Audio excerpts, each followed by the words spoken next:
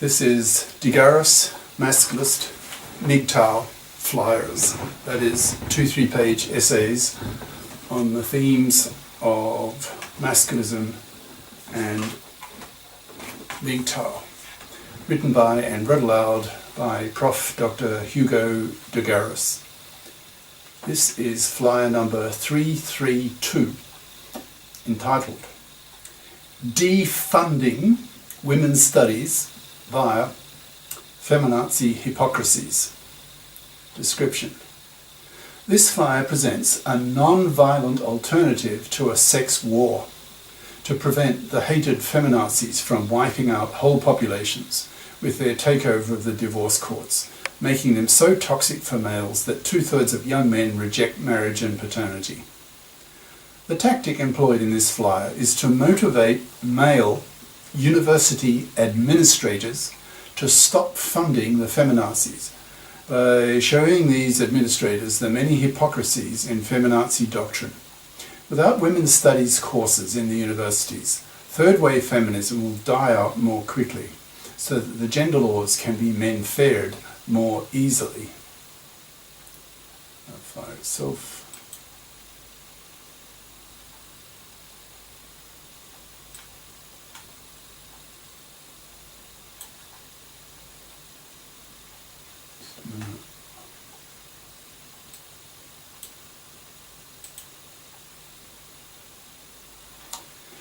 Defunding Women's Studies via Feminazi Hypocrisies by Prof. Dr. Hugo de Garis. Email profhugodegaris@yahoo.com. Website profhugodegaris.wordpress.com. Third-wave feminism is toxic and needs to be destroyed. This flyer presents a strategy that the Masculist can use to achieve this result. Third-wave feminism, that is the empowerment of women at men's expense, is committing a massive gender crime in the form of making divorce so toxic for men that in many countries now 2/3 of young men under 35 refuse to marry, reject paternity, a huge issue, and spend their money on themselves. Young men are increasingly conscious that they would be fools to marry and have kids because the hated fluffy feminist hypocrites, the third wave, criminally misandrous feminazis, have taken over the divorce courts, where feminazi lawyers and judges financially massacre and destroy the lives of millions of divorcing men, turning these men into bitter, hate-filled misogynists, out for revenge against these hated fluffy feminists. A divorcing father will lose custody of his kids with 90% probability, lose his house to his ex-wife, so that she can raise her kids in it, lose half of his possessions to her, be forced to pay child support to kids he will barely see, and if his ex-wife is a real fluffy, that is, traditional woman who expects to be able to parasite off the money of the man, often the feminazi judge will award her lifelong alimony, with no moral or legal obligation on her to get off her fat parasitic ass and FIP up, that is, become a FIP, financially independent person, by bothering to get a career-competent education so that she can pull her own financial weight and not expect to parasite off the labour of a man. Modern marriage is such a shitty deal for men that now 2/3 of young men in many countries refuse to marry, reject paternity and go their own way, spending their money on themselves, having an utter contempt for fluffies and fluffy feminist hypocrites. As a result of 2/3 of young men rejecting paternity, whole populations are being wiped out, probably within a decade. If the hated feminazis are not removed from the divorce courts and the that's paternity rejection right, is not brought in, then the percentage of young men rejecting paternity will be over 90%, which will be a catastrophe. We then wipe ourselves out within a mere generation by utterly crashing the population. These young men who are rejecting paternity do so as a reaction to the toxicity of the divorce courts, taken over by the hated fluffy feminist hypocrites who have made divorce and hence marriage so repulsive to modern young men. Thus these fluffy feminist hypocrites have become genociders. They are indirectly wiping out whole populations due to their child-minded short-term thinking and sadistic callousness towards men, whom these feminazi bitches have no sympathy for. They are third-wave feminists out to empower women at men's expense, and they are certainly doing in the divorce courts that they control. Far-sighted masculist theorists can see the writing on the wall. They can see that these hated feminazi bitches have to be stopped, with bullets if necessary, in a sex war, in which the gender politicians and thousands of feminazi divorce court lawyers and judges are murdered. And if the sex war is widespread, masculist soldiers may even go out into the streets and simply shoot feminazis to prevent whole populations from collapsing, which is what is currently happening under the short-sighted, 10% smaller female-brained control of the feminazis. Masculist theorists see clearly that the feminazis have to be stopped. But how? Certainly, one way is to go on a sex war, killing the feminazis, taking away women's right to vote, and then menfairing the gender laws so that men can be persuaded to have babies again without facing a 1 chance in 4 risk of being financially massacred and having his life ruined by a hated feminazi divorce court judge and lawyers. A sex war is the most drastic of solutions, and it may come to such a solution if all other milder solutions fail. One way or another, responsible males, masculist soldiers, will not tolerate that these child-minded, short-sighted feminazi bitches wipe out whole populations. We men will stop them, firstly with arguments, then with bitch slaps, then with fists, and finally with bullets. This fly is about the first of these strategies, that is, using arguments to stop the feminazis by causing feminism itself, that is, third-wave feminism, which aims to increase the power of women at men's expense, to die out due to no longer being believed in, the way witchcraft or Negro slavery is now no longer believed in, and increasingly around the world are ordinary religions which preach belief in supernatural gods with no evidence, etc.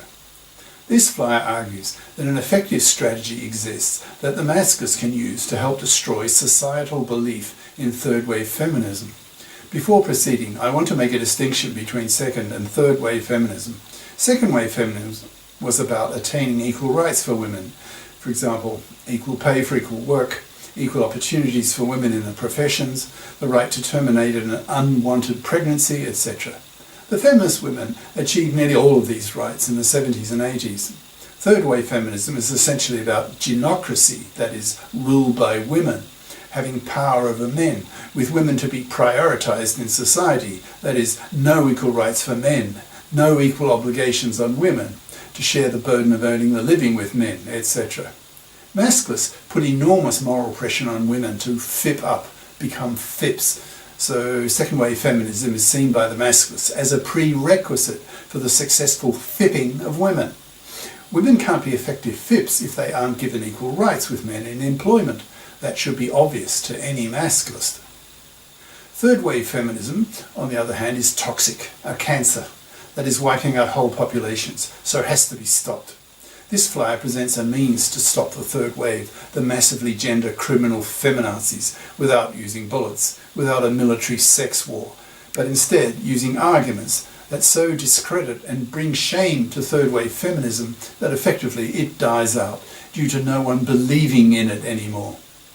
What now follows is a list of hypocrisies of the third wave feminists that are discussed, so that society can become aware of them, thus lowering their respect level for third-wave feminism, so that in time, male university administrators will become so influenced by these arguments that they will be disgusted and quietly withdraw university funds for women's studies programs, which are ultimately responsible for the upkeep of feminazi beliefs in millions of young women's lives who are brainwashed by these third-wave academic feminazis who know nothing about masculism, are unaware of how women oppress men, for example, through women's financial parasitism, women's manslavery, the fluffy feminist hypocrisy in the divorce courts, women's red pill nature, that is, not loving men, but rather men's sexploitability, etc. What now follows is a bulleted list of masculist arguments against the hypocrisies of the feminazis that are designed to influence male university administrators so that they become convinced enough that third-wave feminism is too toxic to be financially supported by university funds, and that more financial support should be directed, for example, towards cancer research or something hugely more beneficial, not towards something as toxic as feminazism that indirectly is wiping out whole populations. Here is a short bulleted list, followed by comments. 1. The fluffy feminist hypocrisy in the divorce courts. 2. The feminism okay, masculism not okay hypocrisy. 3. The feminazis fuck toxic males hypocrisy. 4. The patriarchy was created by women hypocrisy. 5. The feminazi is cynicism of the rape rate hypocrisy. 6. The feminazi fat acceptance hypocrisy. 7. The hypocrisy of women's fake-up. 8. The sexual harassment hypocrisy. There are probably many more feminazi hypocrisies I could mention, but these were a few that came to me off the top of my head. They are enough to make the point that feminazism is toxic and should not be financially supported by universities, resulting in the feminazis dying out, no longer believed in, due to most people finding the ideas of the feminazis so hypocritical that they lose their credibility, and hence should go the way of the dodo bird, that is, go extinct, being studied only by social historians who hopefully wonder in the future, quote, "How did women then believe such garbage?" End quote. 1. The fluffy feminist hypocrisy in the divorce courts. This topic has already been well discussed above. It's the primary motivator of the Masculist and MGTOW movements because it's indirectly wiping out whole populations. The fluffy feminists in the divorce courts are deeply hypocritical in the sense that they push for equal rights for women in the parliaments, but reject equal obligations for women in the divorce courts, not forcing women to bother to get career-competent educations so that they can be FIPS as adults, not expecting to parasite off the money of a man. Hence, become, in the eyes of Masculists, hated, immoral, parasitic, manslaving, fluffy vermin, to be wiped out by the Masculists, by being totally ignored, not even pumped and dumped, so that their fluffy bitch genes are removed from the gene pool by such fluffy women being ignored to extinction. Wanting equal rights with men, but rejecting equal obligations with men, is profoundly hypocritical, which is why Masculists have such a hatred for fluffy parasites and fluffy feminist hypocrites who want equal rights, which suit them, but reject equal obligations, which don't suit them. 2. The feminism okay, masculism not okay hypocrisy. When I tell women I'm a masculist, their first instantaneous reaction is one of fear, then of anger, expressing an attitude of, quote, "How dare you criticise women as a masculist when it is men who oppress women?" This attitude is profoundly hypocritical and sexist. What these feminazi bitches are effectively saying is, quote, "It's okay for women, for feminists, to lash out at men for the ways that men oppress women, but it's not okay for men, for masculists, to lash out at women for the ways women oppress men." End quote. The sexist hypocrisy here is blatant when it is spelt out so clearly. Feminazis know nothing about masculism. They are monoconscious, having had only their feminist consciousness raised, and know nothing about how women oppress men, for example, as mentioned near the beginning of this flyer. 3. The feminazis fuck toxic males hypocrisy. Women evolved to sexually select men who were taller, bigger, stronger, fiercer and smarter than they were, for obvious Darwinian evolutionary reasons. A man who was taller, bigger, stronger, fiercer than her would be more likely to be able to defend her against tall, big, strong, fierce males of enemy tribes in times of tribal warfare, or even males of her own tribe. Smarter men made better hunters, bringing home the bacon more reliably, promoting the chances of survival of her and her kids, who were so critically dependent on her man for her survival. When a strongly misandrous feminazi, who is heterosexual, chooses her sexual partners, guess what? Guess what kind of men she chooses to give her vagina to? Not the nice guy, not the gentle, kind, considerate type of man, but rather the brutish, fierce, tall, big, strong type, that is, just the type of toxic male that hours earlier this feminist was decrying in her feminist workshop. The profound hypocrisy of this sexual choice only shows how childlike and unself-reflective these feminazis are. 4. The patriarchy was created by women. Hypocrisy. This is similar to 3. Feminists harp endlessly about the patriarchy, that is, the overall dominance of men in positions of power, of authority, of prestige, of performance, etc. The hypocrisy of the feminazis here is that it was women who created the patriarchy as a side effect of women's hypergamy, that is, the female instinct to mate up, that is, to obtain the superior DNA of a superior male for her kids, so that her kids' DNA would be superior to hers.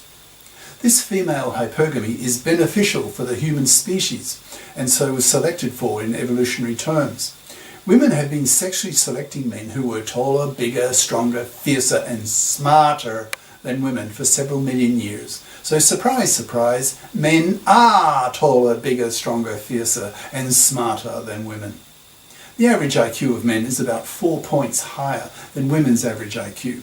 And men have a 10% higher IQ variance than women. That is, their IQ scores over a whole population, over millions of people, are more spread out than women's, which are more bunched up.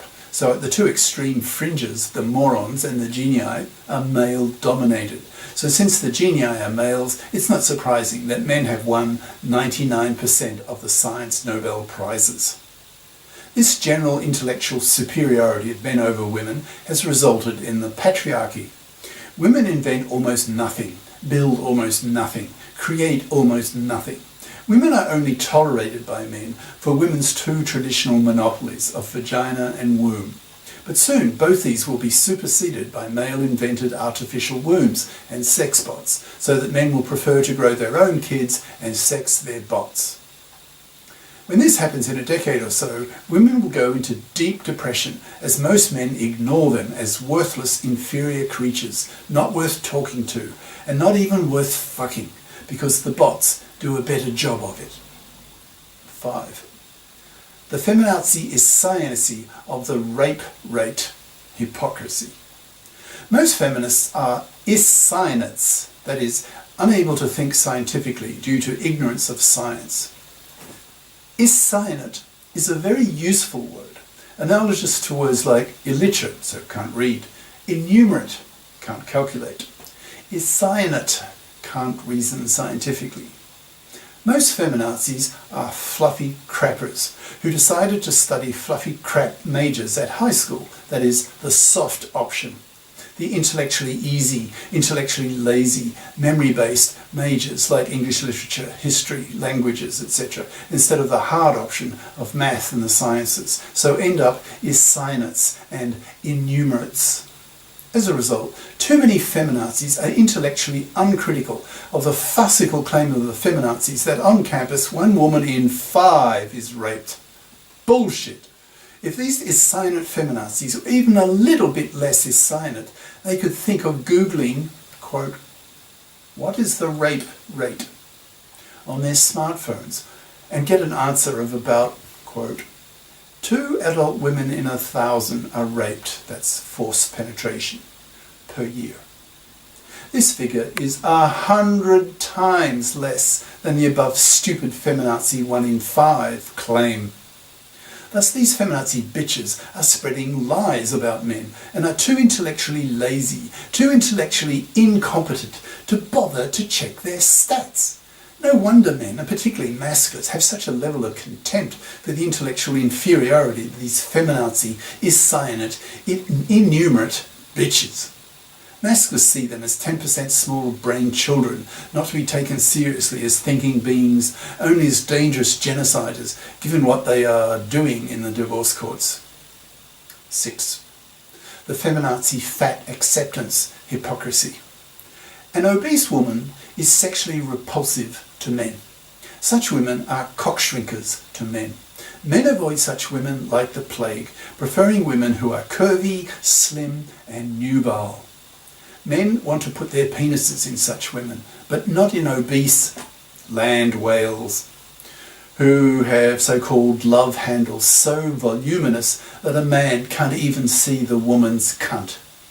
Not surprisingly, such obese women, that is 40% of the Australian and US female populations, are sexually rejected by men, which deeply hurts these women because in the distant past, a woman who could not attract the attention of a man risked starvation when game was scarce, if she had no man to bring her and her babies scarce male-hunted meat. In the distant past, the very life of a woman depended on her being able to attract a man. This need to attract men is deeply embedded in women's DNA. So when modern men reject these obese women, these women react in wincing pain. Instead of losing weight, these repulsive land whales have invented the idea of the fat shamer, that is, putting the blame on the shamer, not the obese women themselves. This psychological tactic to avoid facing up to the tougher question of, how do I lose weight? These feminazis want to change the criteria that men use to judge the level of physical attractiveness of women. This fat acceptance strategy of the feminazis is criminally irresponsible and profoundly hypocritical, because if it becomes widespread, it will result in the premature deaths of millions of women. An obese woman will have her life expectancy lowered by about a decade. She will be much more likely to get diabetes 2, have high blood pressure, get heart disease, that is blocked arteries and veins, etc., shortening her life. Masculists call a spade and harangue these obese feminazis, telling them the very negative truth, that these obese feminazis are living in a fairyland, a dangerous fairyland, that is dangerous to themselves, since they are shortening their life expectancy and lowering the quality of their lives, their mobility, their attractiveness to men, and their general energy level, always feeling tired at the end of the day because they are carrying around excess tens of kilograms of blubber, these dumb fucks, these stupid, self-delusional fools. 7. The hypocrisy of women's fake-up. When I see a young woman in the tram in Melbourne, Australia, where I now live, who is wearing fake-up, that is a men's lib word for makeup, I think, this woman hasn't found her man-slave yet. She's trying to pretend to be more attractive to men than she truly is without fake-up. She wants to get her financial claws into some gullible manslave, but hopefully she's finding that the supply of such gullible, stupid, ignorant, manslavable men is drying up, as millions of men wake up to the bitter reality of the divorce courts, taken over by the hated fluffy feminist hypocrites, committing a massive gender crime in favour of women, who want to strip men of their kids, men's money and his life. When I see a young woman wearing lipstick, for example, I think, you're wearing fake-up. You're a fake. Your lips are not really that red. You only pretend to be so sexually excited that the blood flow in your lips makes them look redder.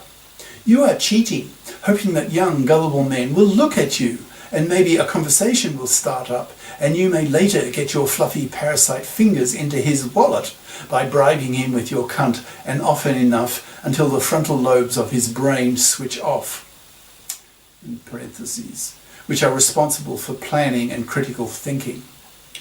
When he sees you, making him putty for your manipulation, your extraction of his resources, your gullible manslave, the poor, dumb, ignorant fuck, who desperately needs to have his masculinist consciousness raised. Fake-up wearing women are hypocrites. They are pretending to be what they are not. 8. The sexual harassment hypocrisy. The feminists are always complaining about sexual harassment, that is, undesired sexual attention from men, whom these women are not the least bit interested in. From a masculinist point of view, the fact that women complain constantly